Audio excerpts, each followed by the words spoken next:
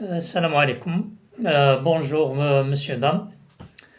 J'aimerais très bien vous parler dans cette petite vidéo de quelque chose de vraiment important que nous vivons dans notre réalité.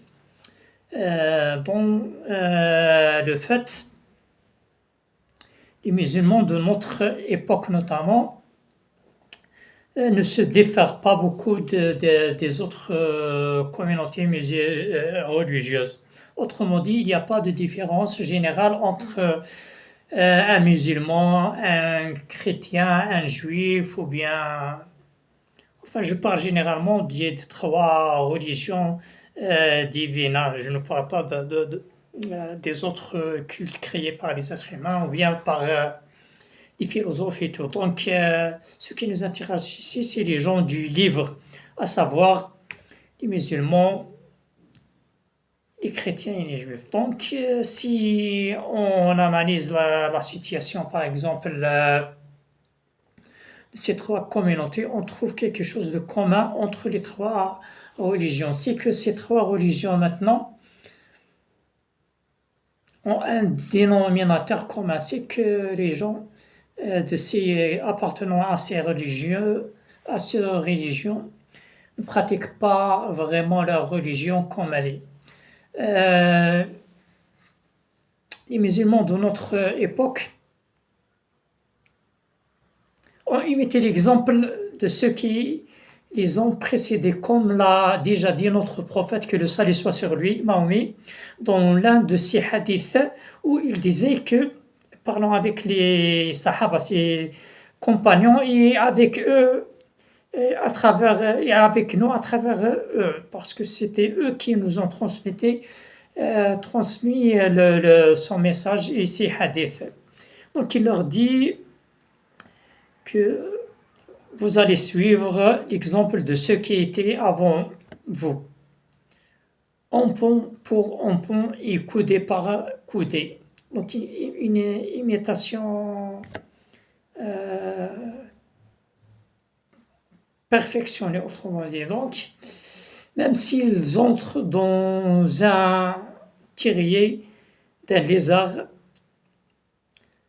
les romastiques, autrement dit, vous allez les suivre. Donc, ses compagnons lui ont demandé à les juifs et les chrétiens, notre prophète, il leur dit, et qui est les gens? Donc, autrement dit, ce sont les gens que vous allez imiter l'exemple. Et celui qui voit, par exemple, ce qui se déroule maintenant dans la vie de ces communautés, il trouve qu'ils ne pratiquent leur religion que en apparence. Notamment les chrétiens, ils font tout, ils agissent comme bon leur semble, ils font tout, mais ils finissent le dimanche pour aller à l'église pour avoir,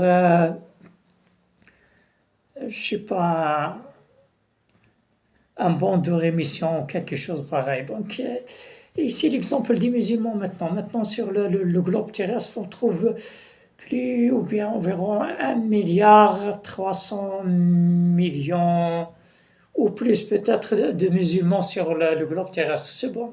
Cependant, si vous les tamisez, vous ne pourrez avoir peut-être 20 millions ou bien 30 millions de vrais musulmans qui pratiquent la religion à la lettre. Donc, il n'y a pas vraiment une, euh, une religion, ce sont que des musulmans par affiliation.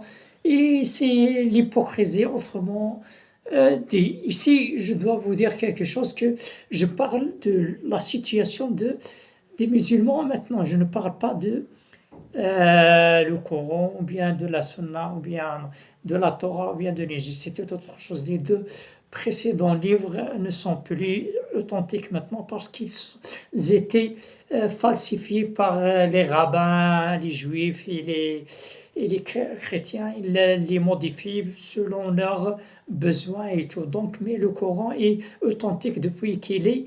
Et même si, par exemple, découvre les fautes des musulmans, personne n'a essayé de le falsifier. Donc c'est toujours le même Coran depuis 14 siècle. Donc, en effet, ce que je voudrais vous dire, c'est que dans la réalité, les musulmans ne pratiquent plus leur religion comme il se doit. Et malheureusement, c'est